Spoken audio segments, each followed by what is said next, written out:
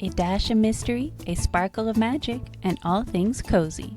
Join your host, Elle Hartford, for Cozy Alchemy, a proud member of the Authors on the Air network. Hello and welcome to Cozy Alchemy, the podcast all about cozy, adventurous books. I'm Elle Hartford, and my guest today is A.R. Capetta, author of Costumes for Time Travelers. A.R. is going to start us off with a game of two truths and a lie. Okay. Hi, thank you for having me. And here are my two truths and a lie time travel edition. All right. Here's one. For my birthday, my family had a time traveler party where we dressed up as Bill and Ted and Abraham Lincoln, and we made the phone booth to come out of.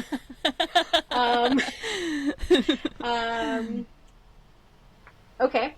Number two, I am a big physics nerd, and my favorite book about time is Carlo Rovelli's The Order of Time.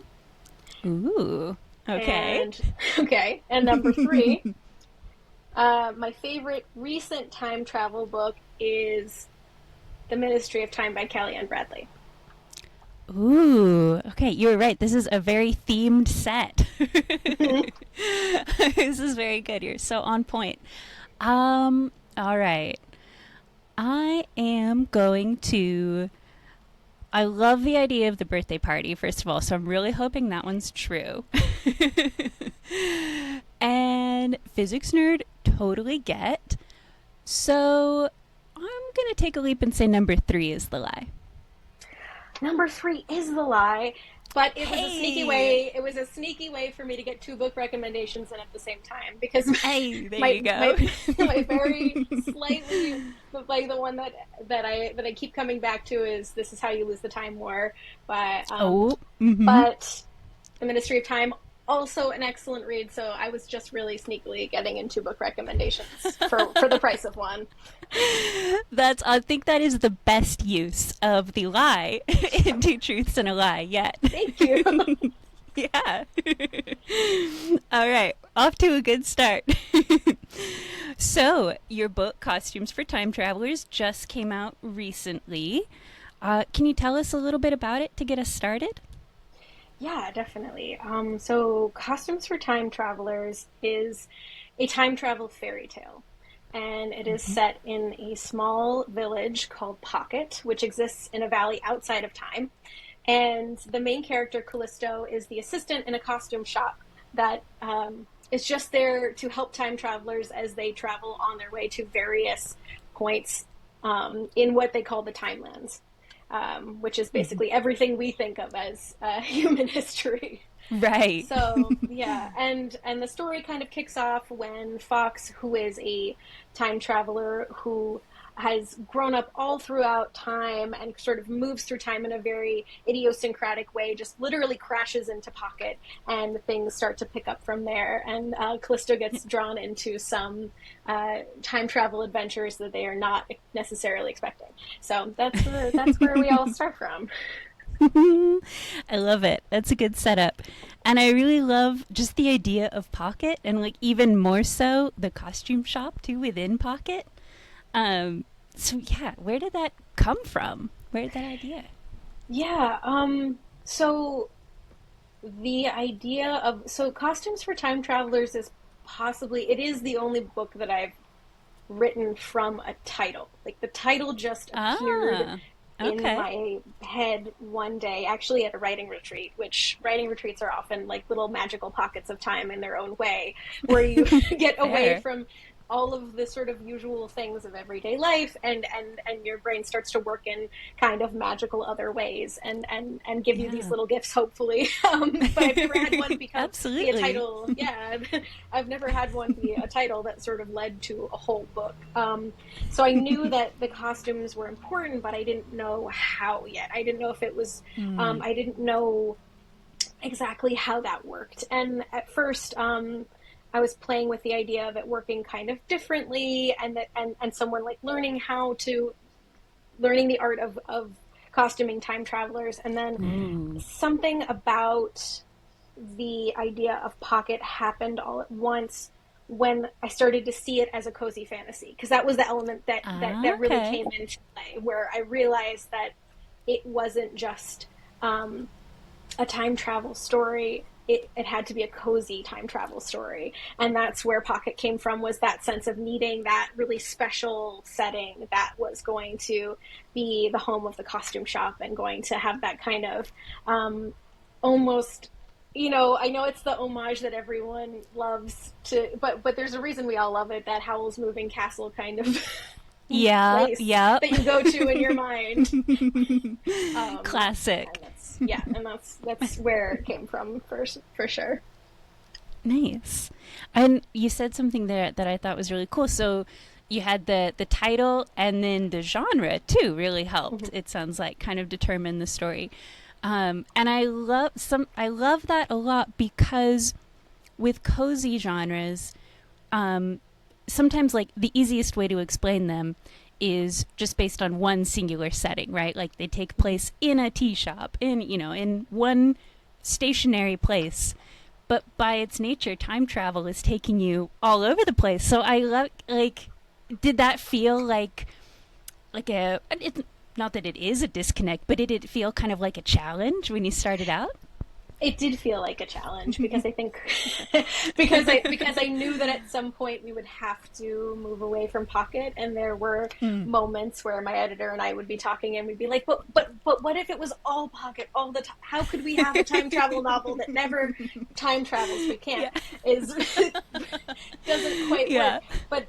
But I think I had to sort of reimagine it in a particular way, where I also was thinking about the idea of cozy fantasy being about scale and about being intimate, Mm. and there's so much epic fantasy, and I love epic fantasy, and Mm. there's so much to enjoy there and to dig into there, but I also love sort of resetting the scale of fantasy to a very different place. And I felt like you could really do that with time travel, because you could keep the story really intimate to the characters and to their experience in time travel, and not have it be about some huge it doesn't need to be about everything in the entire timeline. It can really be about these particular characters and their experience. And for that, I looked to some inspirations in cozy science fiction, which I feel like is kind of having a Yeah. moment now, that is just Absolutely. kind of beginning to catch up to the cozy fantasy, which I love so much. And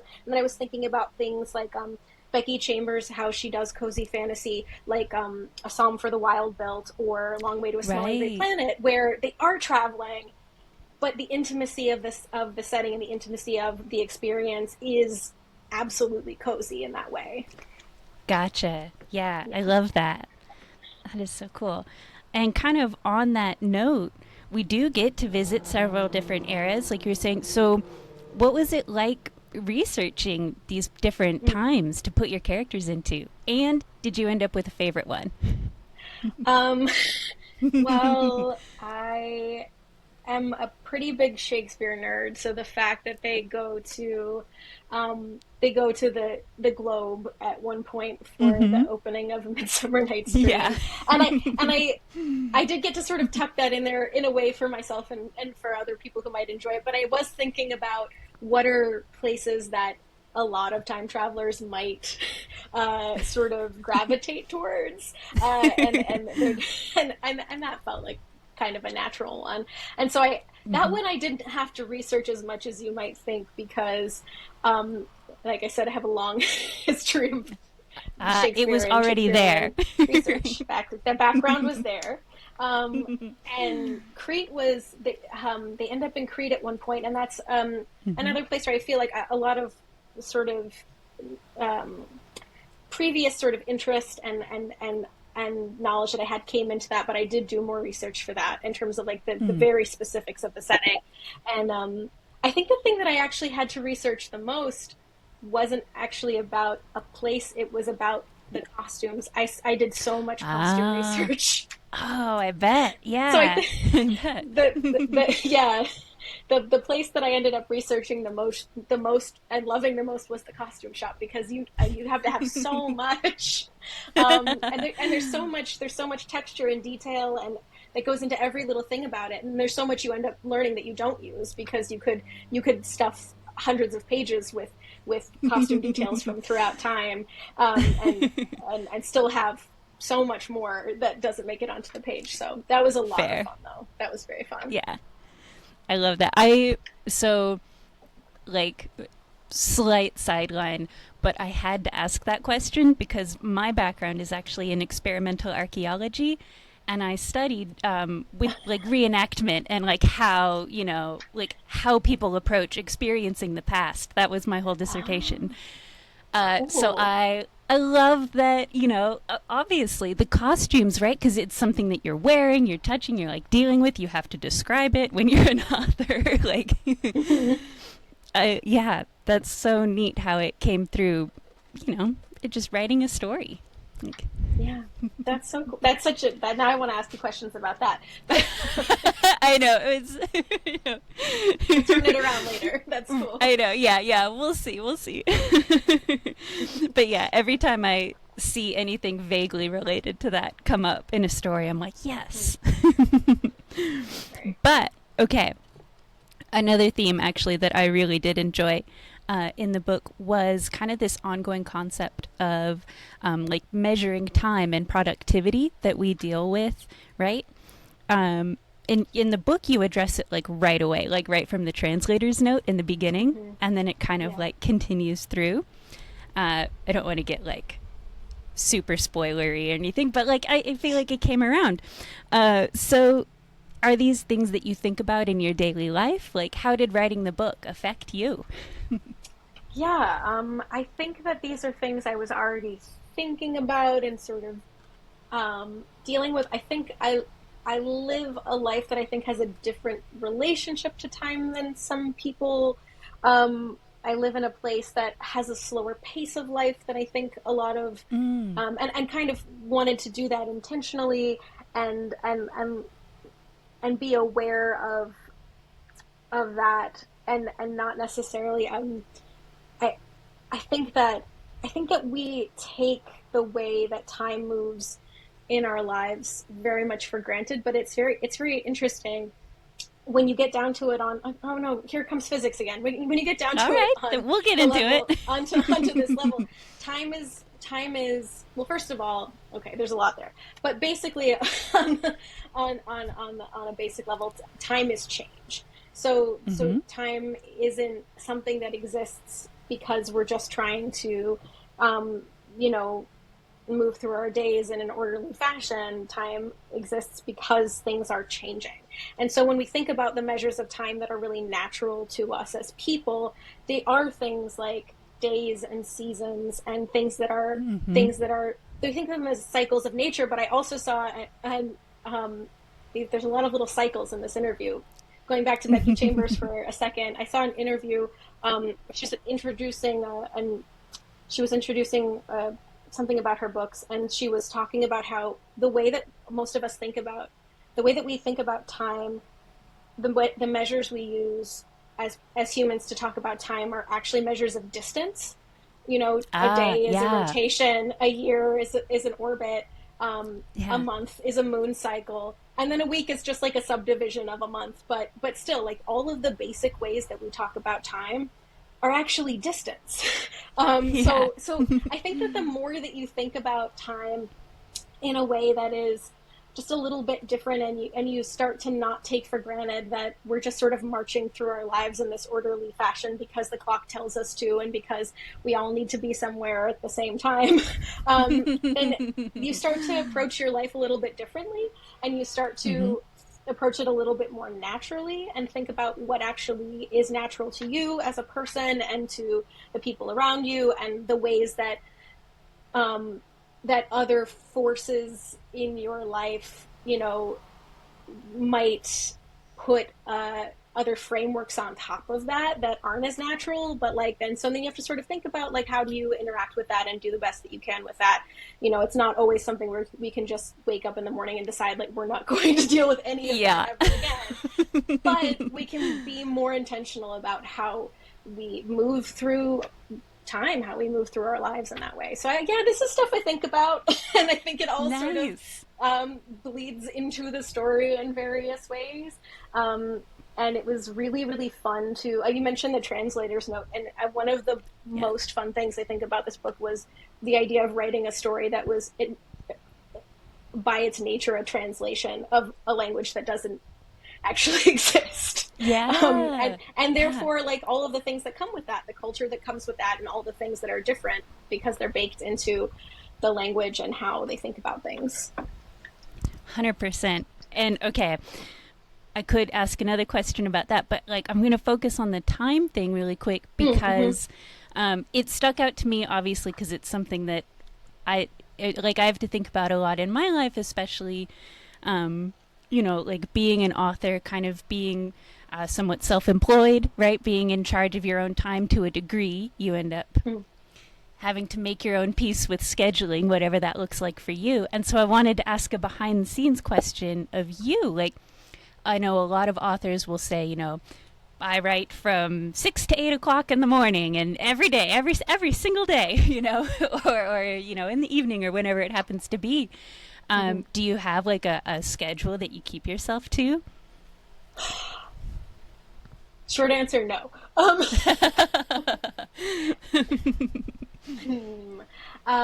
Longer answer. I try to write mostly in the morning because that is when. So this is me sort of paying attention to those natural tendencies and cycles and things. My brain tends to show up best in the morning. So as much as humanly possible, I get my writing time in bed. Sometimes that's just not how it works out, and then I try to get and then I get a stretch in the afternoon. I don't write in the evening unless my story is on fire or my deadline is very imminent. Well, yeah, that's the follow-up is how do deadlines treat you? Or how do you treat deadlines, maybe? I actually really like deadlines. I feel like they give me a sense of, they give me sort of a bucket where I can just sort of start to see, okay, I don't aggressively sort of subdivide the work, but it gives me just like a sense of, I have this stretch of time to work on it, and there's the ebb and flow of like some days are great and some days don't, you don't make as much progress, but there's still a sense of aiming for something, and that helps me because it's less about the time and more just about the motivator of knowing that, okay, someone is excited to see this and waiting for this, and it's more, that's a good, it's a real, that hopeful feeling of like sharing the story, I think is helpful. 100%. That's a great way to think about it. All right. Kind of like refocusing like on the book itself. What are you hoping readers will take away from it? I hope, and I think that this is the book that I've written where I have the least sense of what that will be from person to person. And I think that is proven true over the readers that I've talked to so far who have read it and enjoyed it. And some of them have really been excited just to be reading a cozy fantasy because they're so into that genre right now, or some people have really liked the approach to time travel, or some people have just been into the romance, and some people it's been a combination of the things. I feel like it's an interesting book because I think there are a lot of doors into it, and there are a lot of like different ways that you can, like in the same way that in the story you can sort of travel into pocket from any direction. I was going to say very appropriate. Yeah, it feels a little bit like that, but I think it's supposed to be like that. I think it's the hopefully that there are lots of different reasons for different people, and therefore what they take out will also be different. And maybe hopefully, I think that what I would hope is that there is some surprise of something that maybe you didn't expect going in that you also get to take out. So whatever that is. Nice. That's a very good answer. And in that answer you mentioned, so this is one of several other books that you have. You want to give us like just a quick rundown of your other books? Okay. So I tried to, I think this is my 12th novel. Nice. And I won't, I won't subject you to some of the earlier ones. Not because I'm not proud of them, but because it just, I feel like it's okay. And also I feel like the ones that connect more with this one have happened more recently. So if you're looking for something That's sort of, fair. if you enjoy costumes for time travelers in a certain way and you wanted to sort of go back and look at other things, in my work, that I feel like I could just highlight a couple. Yeah, go for it. So yeah, one of them. So there's a series called The Brilliant Death, and that is a slightly more epic fantasy, but still very much in the romantic fantasy vein of and that is set in an alternate history, Risorgimento Italy time period. Ooh. And that was a delight to write. There are two of those, and the first one is The Brilliant Death. And let's see, with my spouse, I wrote the Once and Future series, which is King Arthur in space, and it is very fun. It is very wild. It is very Yeah, I feel like King Arthur in space is all you have to say. Okay. Yeah, it's Girl King Arthur in space. It's gender bent. It's very queer. There's a lot happening, and Cool. it's a very wild, fun ride sort of experience. So, let's see, and then there's the Heartbreak Bakery is my most recent YA before Costumes for Time Travelers, and that one is I wouldn't call it a cozy fantasy because it's a contemporary set, but I feel like it has a similar sort of like, it's a very intimate setting of it's centered around a bakery called the Proud Muffin, and the characters all work there or are drawn into the bakery in some way, and there's a magical element where the main character is broken up with for the first time and bakes a batch of brownies that break up everyone who eat them, and so the story starts from there. And so I feel like it has the same sort of heart as a cozy fantasy, but it has a contemporary setting. Gotcha. All right. Well, and I have to ask, what was it like co-writing with your spouse? How did that go? Oh, it's so fun, and we're doing it again. So we're working on another that's Cool. gonna be out Okay. pretty soon, and that's the very high adventure piratical stories coming soon. So Fun. All right, but in the meantime, what do you think draws you to like the cozy fantasy, even the cozy contemporary settings and genres? yeah, so with cozy fantasy, and I think I talked a little bit about like that sense of intimacy and the scale, and okay, so I lived for a long time in the mountains, and you know how and one of my favorite things to do is to go outside and like just sort of stare at the horizon line of the mountains.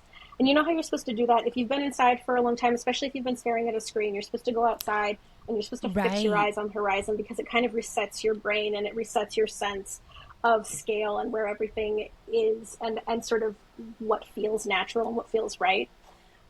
I feel like cozy fantasy does that for us in a lot of ways. I do. That's such a cool explanation. I love that. I feel like there's so much that's so compelling and exciting, and there's so many fascinating possibilities of fantasy that can be very epic, and that can and stories that can be very epic and that can take us in a lot of different directions, and that can engage with history, and can engage with large systems and politics, and take us into far futures, and all of this that becomes possible when we look at speculative fiction. And I love all of that. But I also think that we live in a moment where our minds and our attention are drawn in so many directions all of the time, that we need to reset our sense of scale. And it's not a tendency that is frivolous. It is a tendency that is both natural and necessary, and it feels so good to do it. And I feel like that's what cozy fantasy gives me, and I think gives a lot of people. That's perfect. And I agree. And it's so funny. You've actually helped me a little bit. Because I'm right? No, but I'm like, I have two projects going on at the same time right now, and one of them's cozy and one of them is not. And like I can do the one that's not, but the cozy one, I know everything that's supposed to happen, and I'm just having a hard time doing it. And what it is because I don't want. Sometimes you have that resistance, right, where you're like, oh no, I just want to be angsty and focus on this other project. Don't want to reset, even though I know it's good for me. Sure, yeah. But that reminds me of a story that I always love. The balance that you were talking about too, which I think is really cool and very important for our minds as well. So it's not necessarily that we need it to always be these intimate stories, but there's this I heard anecdotally. So like I can't put like a citation on this, but supposedly when Miyazaki was working on Princess Mononoke, which is like this absolutely epic, like world just defining fantasy, right? And really intense and really emotional and all of these things. Apparently the other thing he was working on at the same time was an animation of like, I believe it was something, a caterpillar going from one tree to another tree. And that was the whole thing. And I was like, this is important. This is perfect. Like the idea that we need both. Yeah. Oh my gosh. Absolutely. Absolutely. Well, and kind of while you're pulling out all this wisdom, what advice would you give to yourself when if you could talk to yourself when you were just starting out as an author? Yeah. When I was just starting out as an author, I think the thing that I would want to tell myself most is to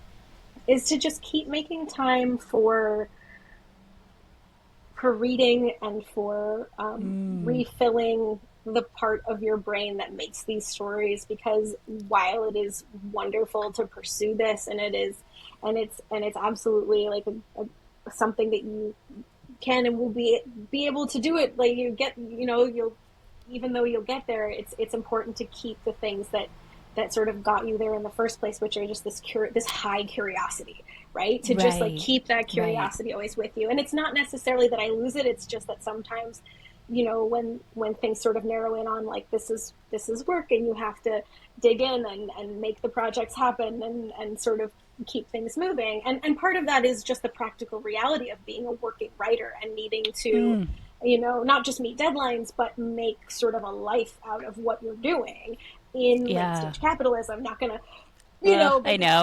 Thing, not going to detour into that whole conversation, but it's a different podcast. Yeah, exactly. It's less cozy, but and there are definitely ways in Costumes for Time Travelers that you see how those outside forces of those things try to mess with the coziness sometimes. But I think that I think that again, like that's all the more reason to find and protect the space in your life and in your mind inside yourself to keep reading, stay curious, keep going back to your notebook where you just scribble and don't worry about what it's going to turn into yet. And I think this is advice I need to keep giving myself continuously, but but should start there from when I was, just starting out as an author, for sure.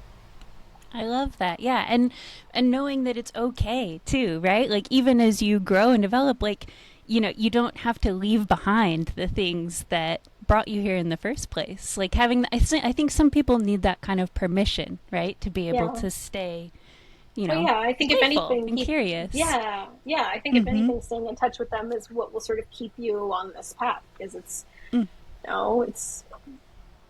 a wonderful path, and it's also a challenging one. So it's like, why are you here? Why do you want to keep doing it? For all those same reasons that brought you in the first place. You have to stay in touch with it. Nice. Absolutely. All right. And actually, kind of evolving from that, what's a win that you've had in the past week? Anything, big or small? Good news. Win. let's see. That's a really good question. Um, Good news. I